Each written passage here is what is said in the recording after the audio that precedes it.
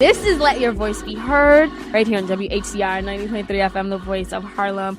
V12, I see 12. What's going on? We're back on the air. This is Let Your Voice Be Heard on 90.3 FM WHCR, the voice of Harlem. What's shaking, beloveds? What's going on Facebook Live? What's cracking, Selena's Instagram Live? Hello, Alyssa Fuchs. Good morning. Hello, Selena Hill. And hello, Tina Dixon, who's in the studio with us. This is another action-packed episode of Let Your Voice Be Heard. Comes on every Sunday from 11 a.m. to 12 p.m. So before you go to brunch, while you're still rolling over, make sure you listen. My name is Stanley Fritz. You can follow me on Twitter at Stan Fritz, on Instagram at Stan Fritz, on Snapchat at Dark Skin Swindle. And I don't really post there, except for yesterday when I was snapping a snake lady. She was bald-headed with a snake. And who else do I have in the studio with me today? I think I have Selena Hill. And Selena has like 4 hoop earrings in one ear. What is that? It's called an earring, and it has a design in it. Stanley, okay. I know you're not familiar with things like jewelry or accessories.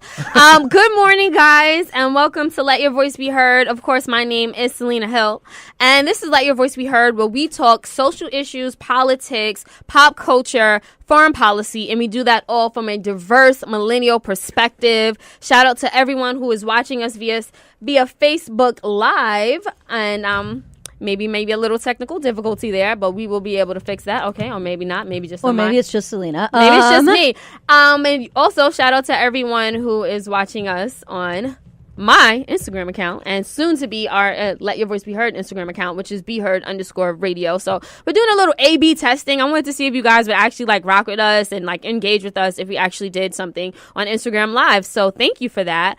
And you can find me on Instagram at Miss Selena Hill, which is spelled with an MS, Selena Hill, and on Twitter, MS Selena Hill. Alyssa?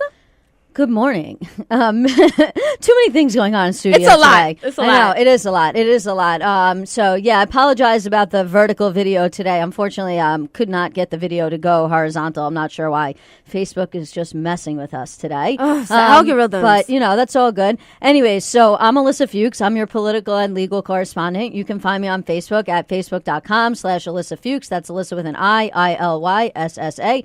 FUCHS, if you're nasty. Oh. I like that. I'm mummy. I can also be found on Instagram at Alyssa.Fuchs, where this morning I was doing the Kiki dance with with Selena. We got the swirl thing going on. I hope you guys saw that. Yeah, I hope you saw that too. But she'll Team tag Swirl. me in it. Team Swirl. And, you can also find me on Twitter at Alyssa Fuchs. And shout out to Jackie Cohn, who is now a kept woman. Yay! Yay, Jackie's married. I can't believe someone married Jackie. Well, let's just, for anyone who doesn't know, our co-host, Jackie Cohen, she's our political correspondent, actually. She is not here today because she got married, and she's literally going to be having the big ceremony, her big wedding next Saturday. Yes, white people have 2 weddings. Black people go to the Justice of Peace. Seriously, Unless in they have California. money. So we'll all be there, God willing, next Saturday. And you guys can watch and live this experience with me on my Instagram Live. She's not joking. I'm not. Oh, no. We're all going to be at the wedding. She's going to be like live streaming this whole wedding. We already had to warn her about certain things that we can't talk about on the radio. How long are Jewish weddings? Alyssa? What do you mean? I don't know, because I went to a Catholic wedding and it was like a lot of praying. Well, it And on depends. TV, Like, they don't there's pray. like mad different types of Jews. So, if you go to like they're not a monolith. if you go to like a religious Jewish wedding, like that thing could go on all day. Oh, God. But if you go to like a more secular Jewish wedding, that thing could go on for like 45 minutes an hour. So we should drink before we go to the church. Like, is what or, you're saying. like my cousin got Synagogue. married in synagogue, but this is on a farm. My cousin got married. It was a mixed marriage because she married a guy who was not Jewish, and they had like a 15-minute ceremony. It was like bing, bang, boom, done. So, like, you never know. I just want to warn you guys, if I ever get married, it's going to be long. I'm not coming. It's tedious. I'm not coming You to- guys are going to feel it. Well, make sure you show up late, just like, Selena. Oh, I'm definitely not going to be on time. That's a fact. So whatever Anyway. time Selena's wedding is, just come like 2 hours after that. You be on time. Seriously. So anyway, guys, we have a great show lined up. There are a lot of news stories that we're going to kick off. We're going to be talking about that Unite the Right rally that's going on. Omarosa dropped a new book. Kanye West is still pumping Donald Trump. NPR's racist interview when they rank the races.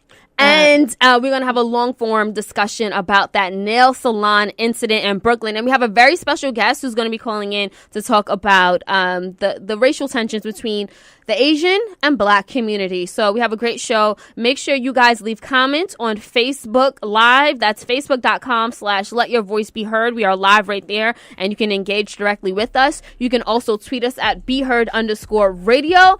And if you're bold enough, give us a call at 212-650-6903. We're going on a break, but we'll be right back. This is Let Your Voice Be Heard.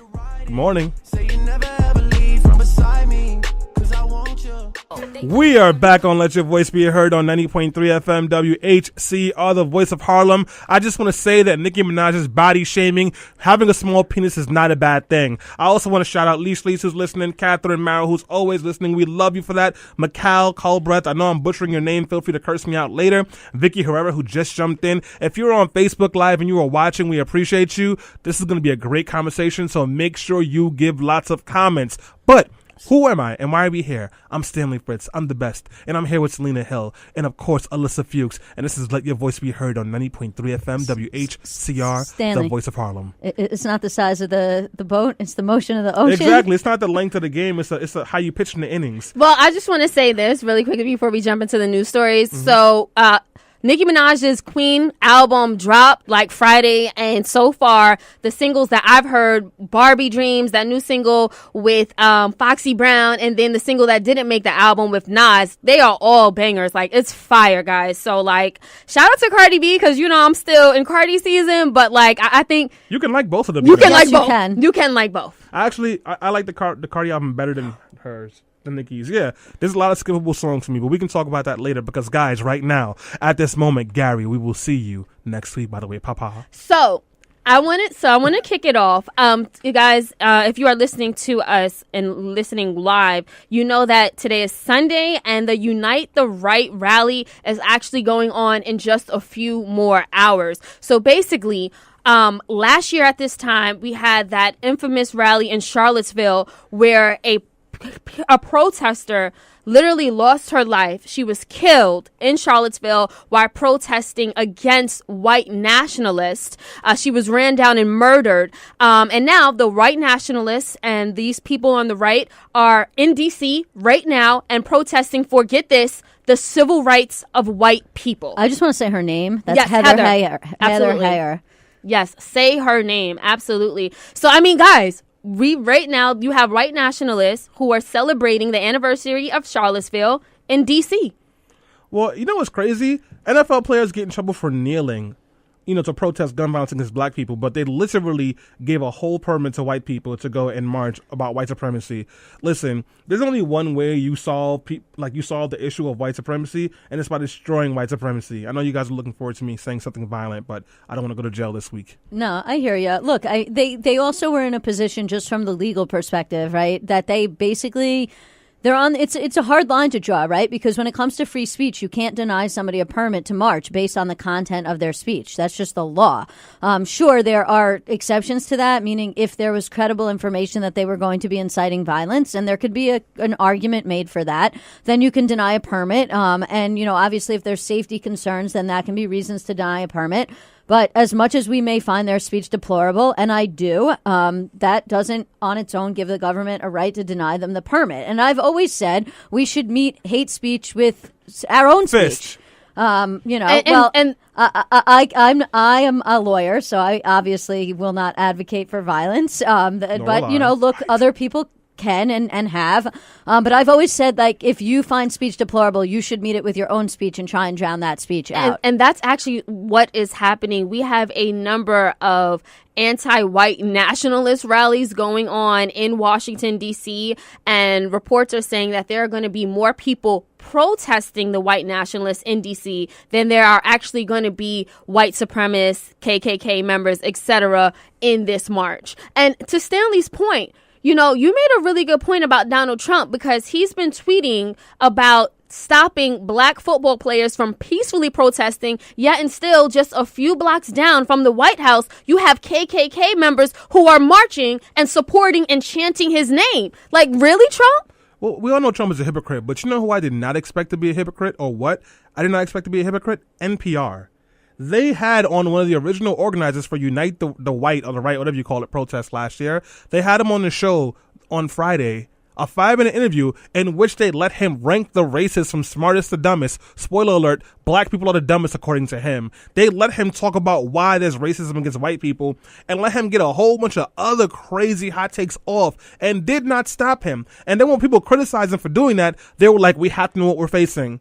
Attention, white people. If you still don't know what you're facing, get out of my face. I don't want to deal with you. Oh, and they equated the white nationalist movement to Black Lives Matter. They were like, oh, well, on the left, there's Black Lives Matter. No, it's not. Black Lives Matter's basic stance is stop killing us. White nationalists is there's a ranking of races and black people are at the bottom. That's not the same thing. But these are the kind of things that makes me feel like the only way you can resolve some of this BS is to punch people in the face. Because if you can't hear, you're going to feel. Alyssa? All right. Speaking of crimes, we heard some really good testimony this week from Rick Gates in the Paul Manafort trial. He's going to do my punch in the face comment like that, Queen? Well, let me just comment really quickly about that. It was a good segue into other crimes. It is, but it was. But just to Stanley's point, like, just really quickly, yeah.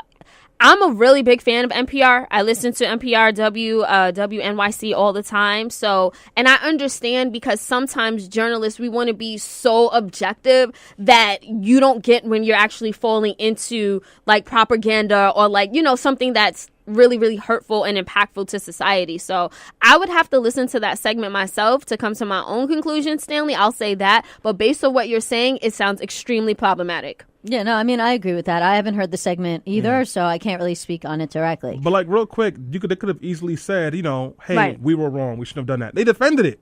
Right. Well, that's what bothers me the most. Yeah, understandably so.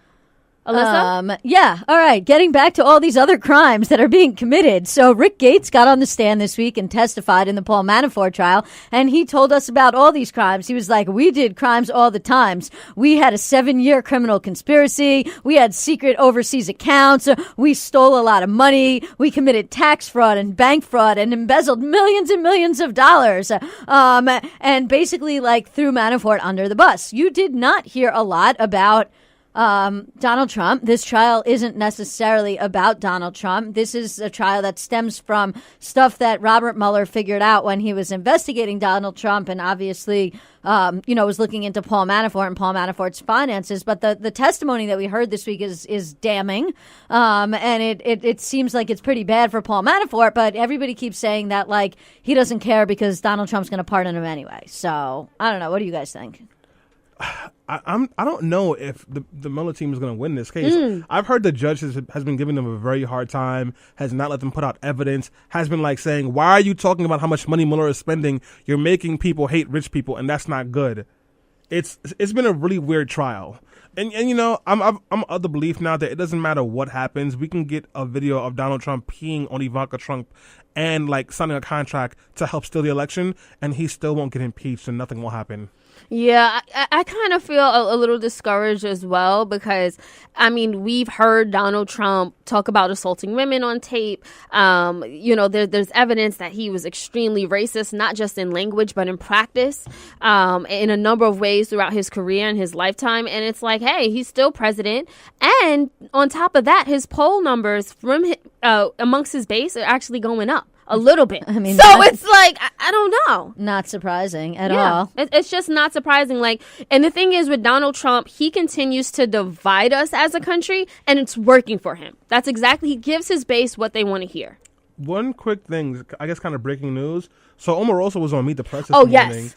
And she said, Omarosa is a token Negro that the Trump administration had in the White House. Remember, she was fired. They said that she got into an argument with John Kelly and tried to sneak back into the White House. Well, apparently, that's not what happened. She recorded the conversation in which she got fired, and she played it on Meet the Press today. We'll see if we can get that audio for you guys a little bit later.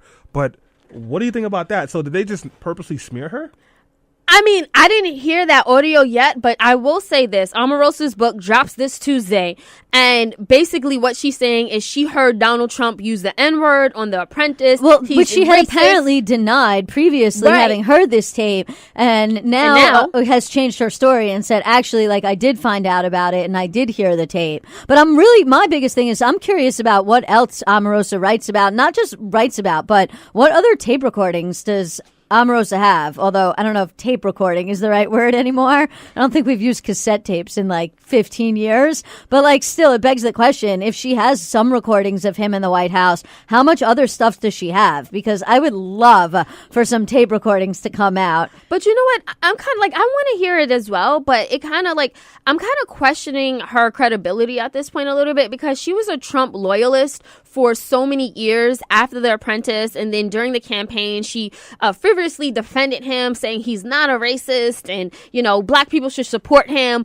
And now all of a sudden she leaves the White House and she's like, oh, he is a racist and I'm going to expose him. I mean, look, maybe her motives are bad, clearly money. But like at the same time, if she has recordings of him saying things on recording, then like those things are not incredible because it's his own voice. So it's like you can believe that her motives were good or bad or whatever, but like a recording's a recording and it's going to say what it's going to say. And that's true. We've got the recording, by the way. We have the recording. Yeah. Stanley, are we going to go to that? So here is a recording of Omarosa's tape that she recorded of Donald Trump in the White House. We're going to play that for you right now. I think it's important to understand that if we make this a friendly departure, we can all be, you can look at your time here in the White House as a year of service to the nation, and then you can go on without any type of difficulty in the future relative to your reputation. How did you take that comment about your reputation? It's very obvious a threat. He goes on to say that things can get ugly for you. Guys, that was a little clip of the recording that Omarosa played just a few hours ago on Meet the Press. Again, that was of Donald Trump. Look, we play that for you guys so you can come to your own conclusions and judgments, whether you love or hate Omarosa. Apparently, she had some ulterior motives while she was working for the Trump campaign, and she decided to get it on tape. Right. So last but not least, or I don't know, before we go to break, I did want to mention one story that I think is really, real important. A study came out this week that shows that enrolling Americans in Medicaid is now cheaper than subsidizing their Obamacare coverage. This study is being hailed as something that fans of single payer are citing, because if it's going to cost the federal government more money to help Americans buy private insurance under Obamacare, then it would be to actually enroll every single person in the country into a Medicaid expansion, or what we like to call Medicare for all. Then it would seem to make sense for us to go to a single payer system. So this is really, really important news. And it says that by 2028, the federal government will spend 57% more on average to cover people who purchase subsidized coverage on the exchanges than it will to pay for either Medicaid or Medicare benefits. So like, again, big piece of good news for those of us advocating for single payer health care. We will see if our do nothing politicians will actually take any of that into account. Thank you for that update, Alyssa. And I just want to say really quickly, I don't know if you guys canceled Kanye, but you should, because he literally went on Jimmy Kimmel, continued to defend Donald Trump, and Donald Trump actually tweeted him a congratulations, thanking Kanye West for, I guess, like standing up for him. And Kanye West says, hey, I wasn't stumped by Jimmy Kimmel's questions. I just didn't have time to give an answer. He's an Uncle Tom. Why are we still talking about? Never mind. Never mind. We're not. And on that note, we're going to go to a quick break, but don't go anywhere. When we come back, we're going to be talking about that notorious brawl that went down in a Brooklyn nail salon right here on Let Your Voice Be Heard.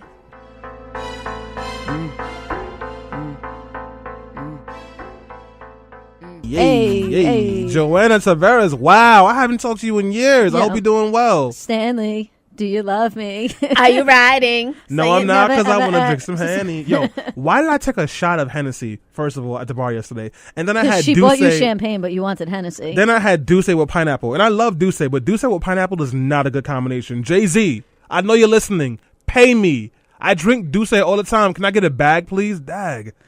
Probably not. Yeah, probably All not. right, so back Stanley, to reality. Climb your own ladder to the top. Why? I'm trying to do it the white way. Good point. Good point. Okay, so back to reality, guys, and back to the show. This is Let Your Voice Be Heard. Again, my name is Selena Hill. I'm here with Stanley Fritz. I'm also here with my co-host, Alyssa Fuchs.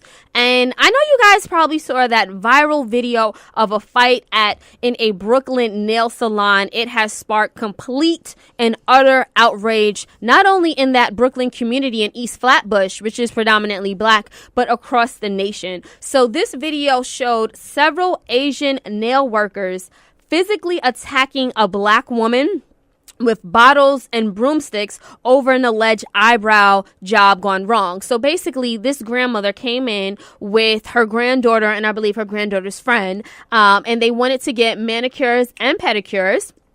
And when the granddaughter got an eyebrow waxing, she said too much of her eyebrow was ripped off, and she did not want to pay for that service in particular. So supposedly, the nail workers threatened to use broomsticks on her. She became physical. I heard that she either pushed or whatever in response to that threat. And then afterward, basically, all hell broke loose.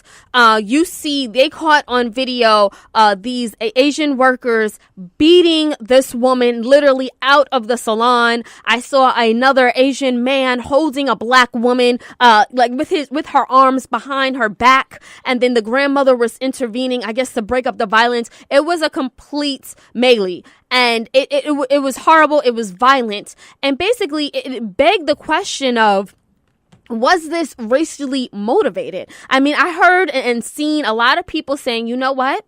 Regardless of what happened, and this would not have escalated to this level of violence had those customers been white. That's what we hear people saying. And I know that Stanley Fritz, you actually went down to that Brooklyn nail salon as soon as this news broke and went national, and you were there protesting. In your opinion, was this attack racially motivated? So, just clear it up real quick. The protest actually started Sunday. I didn't get there until Monday. But yeah, I was there. And yeah, of course it was racially motivated. If you've ever, if you live in a black neighborhood and, you go to the laundromat, where it's usually, it's owned by black people don't own the businesses in their communities, at least not in New York. So it's usually owned by Spanish family, Middle Eastern family, or an Asian family. So you know what kind of treatment you get. So when I heard that there was an issue with the nail salon, I was not very surprised. And when I heard that it was, they attacked this black woman, I was not very surprised that they attacked her, because if it's not very different from the way that a lot of us have felt treated when we go into these establishments on a regular, no matter where we are. And Stanley, he brings up a good point, because not only this, but there's been times where even just in, I think it was 2016, where there was a Korean shop owner who accused a young black woman of stealing eyelashes. And, I think she tugged at them, and then in retaliation he literally started choking her to the point where she couldn't breathe, and then the other worker got on top of her and it was and I'm just look, regardless, if there are always going to be disputes between customers and owners and retail workers, because people are people. But why is it that it feels like whenever a black woman is involved, it's it goes to the next level? Alyssa, what was your reaction to seeing this violent video? I mean, look, to me, it's just like what you just said. Whenever there's a black woman or a black person involved, and I think that things go out of control, and that fits with the pattern that we have seen over the past couple of months, be it Barbecue Becky calling the cops on black people who are barbecuing legally, or Permit Patty calling the cops on a black girl selling lemonade or water or whatever it was, which is this fits this pattern, which is that black people are constantly seen as suspicious no matter what they're doing. And at the end of the day, this dispute, it really shouldn't have been about race, right? It should have been about I tried to get my eyebrows done. I did not like the way you did my eyebrows. I do not want to pay you for the eyebrows. On its face, that is not a racial dispute. Where this becomes a problem and more problematic and turns into a racial issue is, rather than the people who owning the nail salon just saying oh, okay, we understand you didn't like the service, you don't want to pay us this $5. Side note, these people actually, from what I understand, paid for the manicure and pedicure. They just didn't want to pay for the eyebrows. At that point, you're okay, the customer's always right.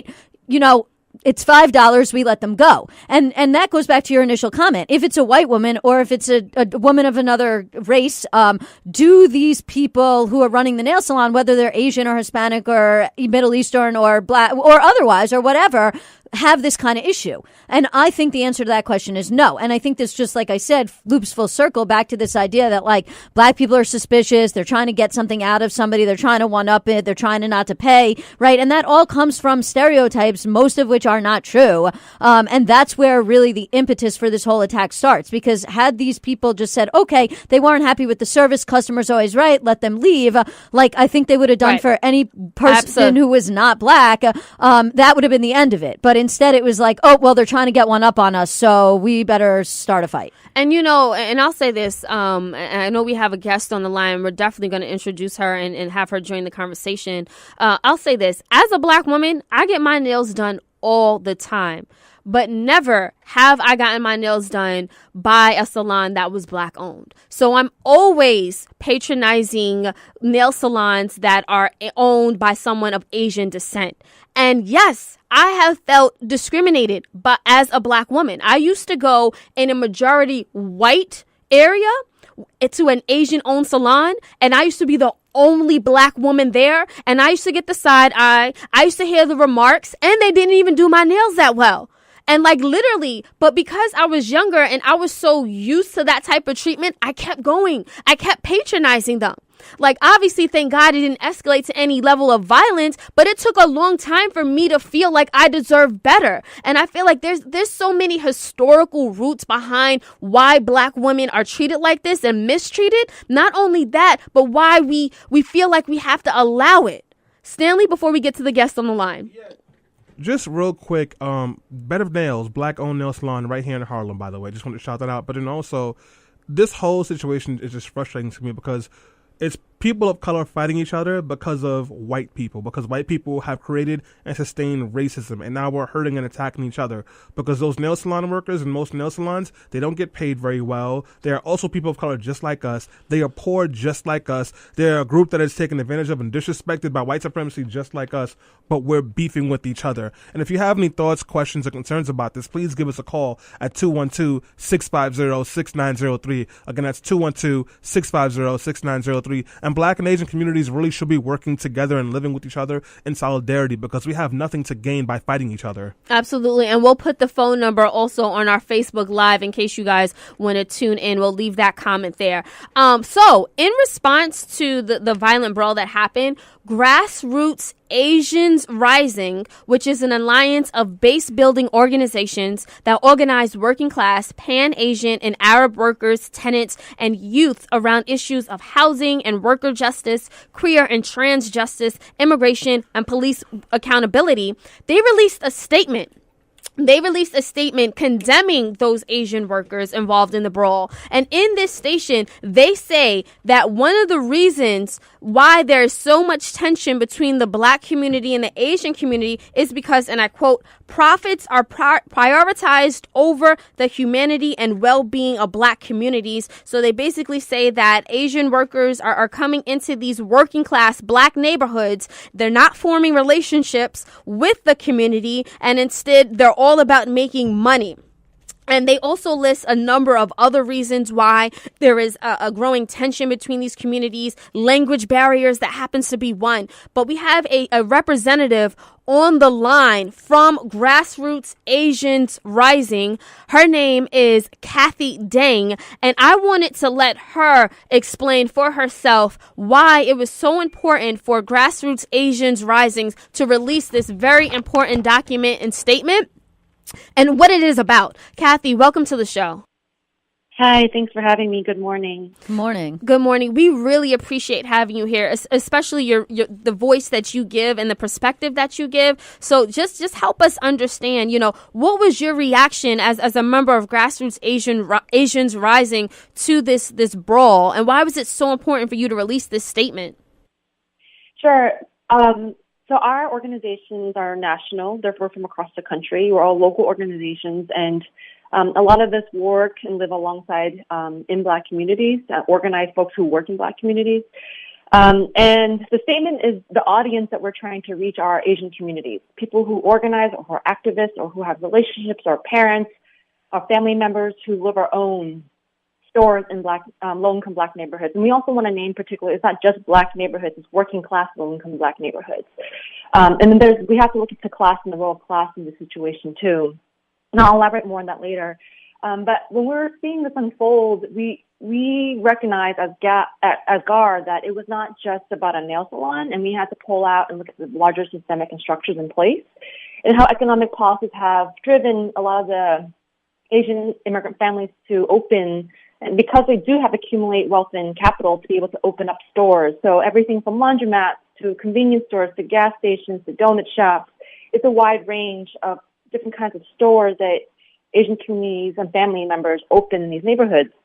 And so the mistreatment is not just to the nail salon, and it's been a pattern of history. And if you look back to Latasha Harlan's and the LA riots, and also the shopkeeper in Georgia, I think somebody mentioned earlier about the beauty supply store, and a continued pattern of how we recognize and see the different treatments that Asian business owners might give to a Black customer versus a white customer if they work in a white neighborhood. Right. And on top of that, I live in a predominantly Black neighborhood, and I'll say, from experience, when Asian business owners come into our communities, they're not hiring Black workers automatically. So that feels like another divide. What would you say to that, Kathy? So that is also part of the statement, is to make some shifts in this conversation for the business owners to see how they can build relationships with the community, to shift looking at how they start, hiring folks from the neighborhood. We even notice, sometimes, particularly in Brooklyn, the Asian owners also hire Latino workers versus Black workers from the neighborhood. And our hope in this statement is we start having these conversations about hiring people who live and have been in the neighborhood. Absolutely, Kathy. Thank you so much for that. I know we do have to go on a quick break, but when we come back, we have some callers on the line that want to let their voices be heard, and we're going to continue this conversation about again. What happened in Brooklyn is deeper than just this nail salon. This has been happening historically, and there are a number of examples in which there have been a lot of tension between the Asian community and Black community. So we'll talk about that right after this break. This is Let Your Voice Be Heard.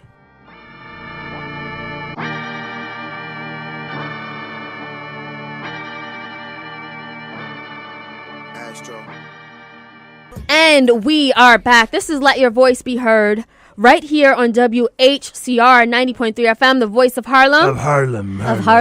Harlem. And again, my name is Selena Hill. I'm here with Stanley Fritz. Selena Apollo Hill. Oh, God, Stanley, save that for the ending. And Alyssa Fuchs. Oh, my God, we're going to cheer so loud on Wednesday.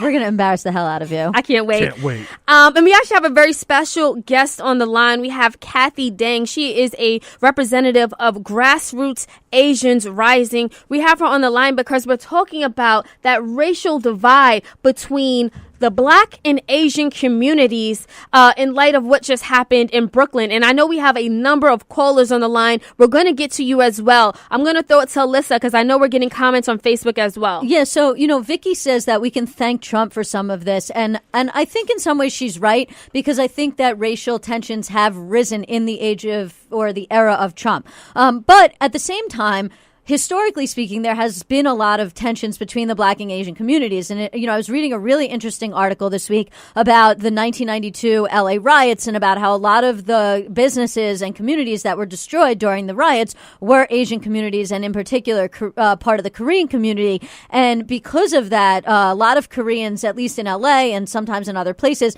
have harbored a lot of animus towards people of color that stems back to the riots. So I was hoping to get our guest into this conversation, just because I don't really know that much about it. I want to be a little bit more educated about it. Like, is that true? Is there still racial animus harbored between Black and Asian communities that stems back to the 92 riots? And if so, why has that persisted for so long? Sorry, I wasn't sure you were bringing another person, but I think implicit bias is real, and it continues on to this day. And I think one thing to notice, though, is the Asian communities are really diverse, and then sometimes their experiences don't get shared across communities. So it may not be the case that like the Korean community might experience that and so hold that. But I think it's just structurally how white supremacy operates beyond Asian communities and how implicit bias is brought in by everybody and how they act on it. So that's one thing. And I think the other thing I didn't get to raise earlier is we also notice in places where there's a lot of worker exploitation. I think Stanley had brought it up earlier, where there's places where there's a lot of worker exploitation is where we see definitely more folks. One piece is implicit bias in how to treat particularly black customers, and also when they are exploited, tend to act out and mistreat customers even more. Kathy, thank you so much for that. I know we have a few callers who have been waiting patiently on the line, and they want to let their voice be heard on this topic, particularly of what happened in Brooklyn and the racial animus between Black and Asian communities. Stanley, do we have Pat on the line? Yeah, we have Pat right now. Pat, let your voice be heard. Oh, hello. My name is Pat Smith. How are you guys doing? And I would like to share my experience with the Asian boss that I had. And it took me, and I was really in a state of shock because I didn't realize that they harbor such hate for us, right? I know I have been told because my granddaughter goes to college with them. And she says, oh, yeah, they always say their parents don't like us. However, this is for Trump time. And Lord have mercy, we got a Asian boss for a minute in a place, I'm not going to name it. He made it known that he didn't like us. And he was firing us. People have been there on the job forever. I'm only one still at that job because I had to go on a sick leave just to get away from the racial tension. But I'm telling you, even when I think about it now, I shake. I'm 72 years old. I've been through all kind of jobs, and I've seen racial tension. But that Asian man, he brought a hatred that even the white supremacy didn't bring upon us. Do you hear me? And then yes. He went, and then all my people in my office that saw all the black people leaving their jobs and saw this and saw what he was doing and how he harassed us, interrogated us, put their heads in the sand, and now they're the ones that's calling Trump racist. And I look at them and laugh. Thank you so much, Pat, for sharing that personal experience that you had with someone of Asian descent. You know, of course, we're not stereotyping and classifying all Asian people like that. And we shouldn't other people either, you know. And what do you mean by that, Stanley? So what I mean by that is she talked about her granddaughter and how she goes to school with them. Right, yeah. So we do stay away from those terms. Yeah, I'm sure she didn't mean to do that, but we don't want to get into that territory. Right, absolutely. I just should add, look, this is like any conversation that we always have. There's the forest and there's the trees, right? You may have an interaction with another person, be them black, white, Hispanic, Asian, or something else, and you might have a bad experience with that person. Your individual bad experience with one person doesn't mean that the entire group of the people are like that. And I think that's really, really important that we put that out there during this conversation, which is, yes, there's the big picture and there's big picture tensions and there's the individual stories like, your story, Selena, and Ms. Smith's story. But we have to continue to have dialogue like we're having today to figure out, where we can work together and ease these kinds of tensions, because otherwise we're going to make the problem worse and exacerbate it. So we have another caller on the line. Who do we have, Stanley? So we have Hodge on the line. Hodge, thank you so much for your patience and let your voice be heard. Thank you for the program. First of all, I think that what you had to say about the division and divisiveness in the mix with Asians and African Americans, I think that's just a divisive tactic. I think that you have covered it pretty well. The other thing I want to say is that we should watch Trump's foreign policy and not get sidetracked by Amaruso or whatever. He's looking at Iran, he's looking at China, he's looking at North Korea, and we should not get sidetracked and party, ourselves away. The last thing I'm going to say is, as far as the gay left movement is concerned, I'm wondering what their reaction or what their response is going to be to this march today by Unite the Right. And I'll let you go, but have a good day. You're doing a blessed job.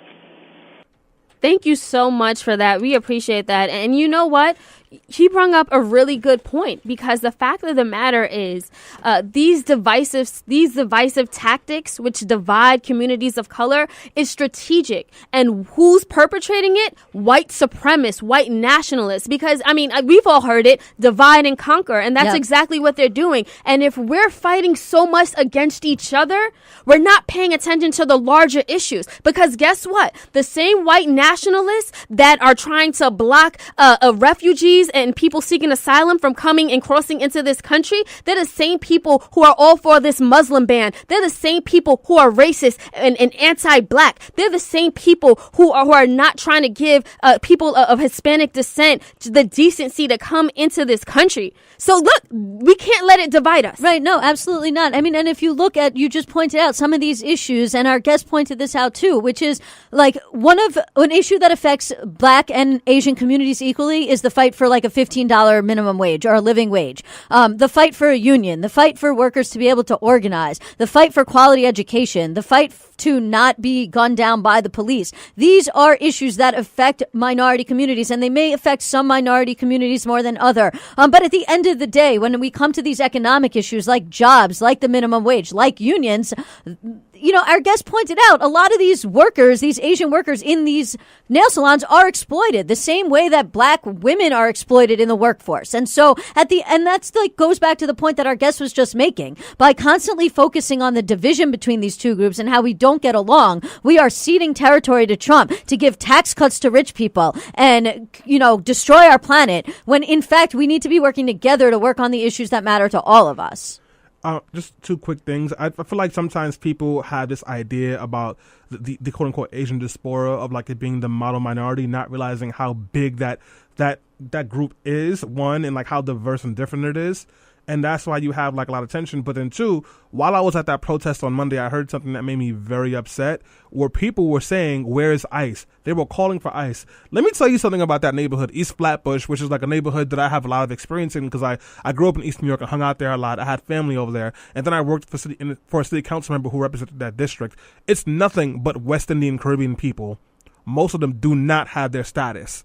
But now they're using the white supremacist structures and like ideas of Donald Trump to go after another group. You should not be doing that, because just like ICE will come for them, ICE will come for your Black behind first. And we need to make sure that we are not putting on the same pain and suffering that's happening to us and other people. Before we end this segment, I wanted to just throw it back to Kathy Dang. Again, she is our special guest from Grassroots Asians Rising. Kathy, what is the solution to healing this racial divide in communities of color? Mm-hmm. Yeah, I wanted to, if you can look up on, I think it's on YouTube, it's called Journey to Nails, but it's a series of workshops that Vietnamese and Black organizers in Oakland, California had brought together Black customers, like longtime African-American women customers and Vietnamese nail technicians to bridge the divide and help them understand each other's histories. And you'll have Vietnamese women acknowledging that Black folks in the U.S. are the most oppressed folks in the country, even though they are exploited too and have a history of trauma and war and separation from their families. And it's a powerful video of showing the bridging between the two communities, to build them in Oakland. But I think moving forward, other solutions are to what we stated in the statement is around, pushing our Asian business owners and having conversations with them about how they treat their customers and recognizing that they have to treat if they're in a Black neighborhood, having to treat their customers with respect, hiring locally in their neighborhood, and investing in the people in the community through those different avenues. And then the last thing I'd say is business owners are responsible for developing protocols to ensure safety of owners and customers first and foremost, and that is on the onus of an owner. So if you're going to open a business, you have to know how to do that. And the city needs to make sure that business owners know that. Kathy, please let our listeners know how they can find and support your organization. So Grassroots Asians Rising, we have a website. We don't have a Twitter or anything, but if you look us up on Grassroots Asians Rising on Facebook, you can follow the conversations that we're going to continue having and post statements there. Thank you so much, Kathy. Before we end this segment, I want to just give last words to the panel. Guys, what would you say is the call to action here to heal this racial divide? Alyssa? I mean, I think I already said that before, but is to have conversations, have communications, have dialogue between different minority communities on how they can work together, and never forget that, you know, when you're fighting each other, you're not fighting the bigger picture issues. And those bigger picture issues right now is Donald Trump and the Republican Party and how they're trying to bankrupt working and middle class people. Stanley, what's the solution here? So, one, black and brown people should be working together no matter what part of the world you're from, because we are all facing discrimination and we are all suffering from the boot of white supremacy.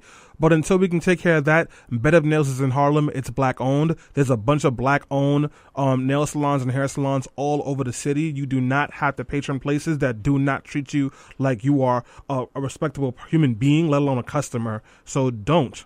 Absolutely. And I'll just end by saying this. You know, again, I started off this segment talking about, you know, me as a black woman in my experience. And don't get me wrong, I'm not only mistreated by, or have been mistreated by Asian workers. I've been mistreated by white workers, Italian workers. It's like nowhere can I go where I feel like my dollar, my humanity, and my agency is truly valued. And I'm speaking for not only myself, but I'm speaking for my sisters. I'm speaking for my mother. I'm speaking for my aunts. We all share this pain collectively as black women, and it's real. And just yesterday, like, my mother almost brought me to tears when I told her about this segment that we were going to do, and she was like, I feel this every time I walk into a salon.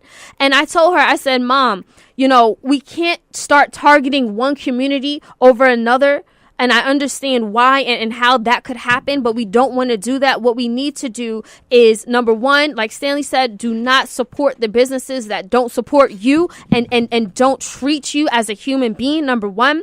And number two, you know, let's work together to try to heal these divides by starting those conversations, by opening up that dialogue and making sure that, you know, we use our voices as a tool and a tactic of empowerment, you know. And if you feel mistreated, walk out of that salon, walk out of that beauty hair salon, walk out of wherever you may be. Just walk out and make sure that you tell other people not to support that establishment until they start to respect our dollars and our agency. And that's that, because this is a deep issue, but that's the only solution that I can honestly think of here. I just want to thank everyone for tuning in to today's show. Special thanks to our guest, Kathy Dang, who called in, and everyone else who tuned in via Facebook Live, people who called in, Instagram. We appreciate you guys. And make sure that you continue to support Let Your Voice Be Heard on our Patreon account. That's patreon.com/BeHeardRadio. With a donation, some funding, you can, when you support us, we'll support the issues that matter and that you care about. On that note, I do want to just say thank you to everyone for tuning in once again, and we'll see you in 2 Sundays.